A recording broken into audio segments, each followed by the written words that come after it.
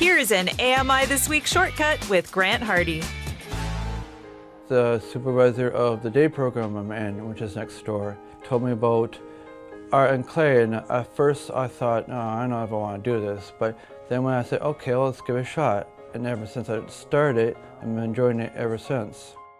Mark Sears, who has Tourette's syndrome and retinitis pigmentosa, is a talented pottery artist whose work often involves a historical context.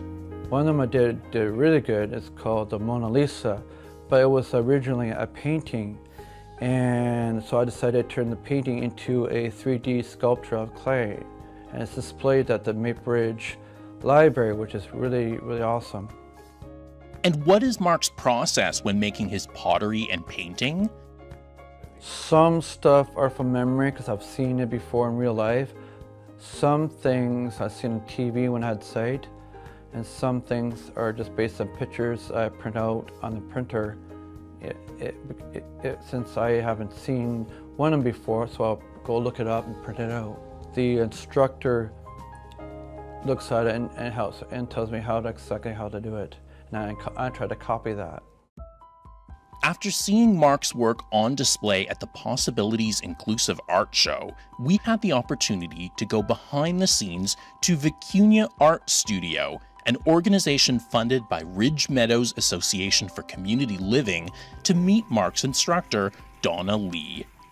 The Vicuna Art Studio is a studio devoted to artists, especially adults with developmental disabilities and diverse ability.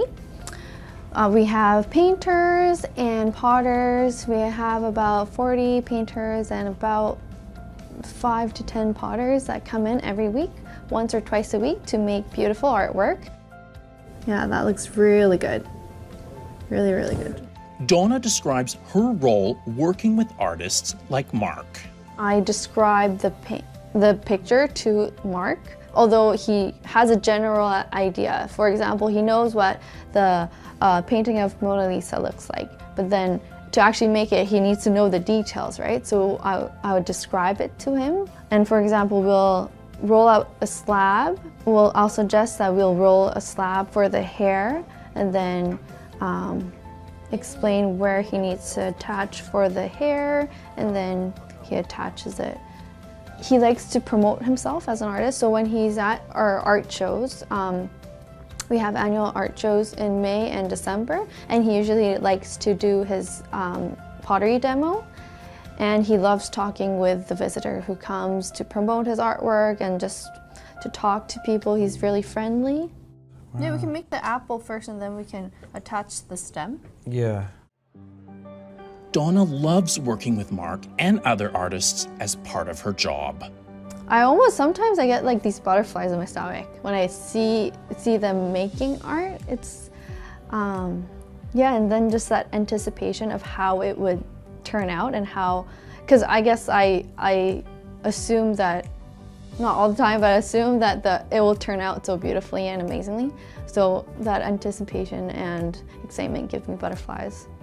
As for Mark, he couldn't be happier making art and presenting it at art shows. It's good because it's something I can show off what I am able to do, you know, my abilities and what I can accomplish, and people appreciate the artwork I did and the work that went into it. I'm very confident when people say, oh, many times they say they're impressed the work I've done and the work that's displayed. So, and makes me feel good because I've done something really good. I'm pretty sure you used a tool. No, I didn't. Nope. I did it all by hand.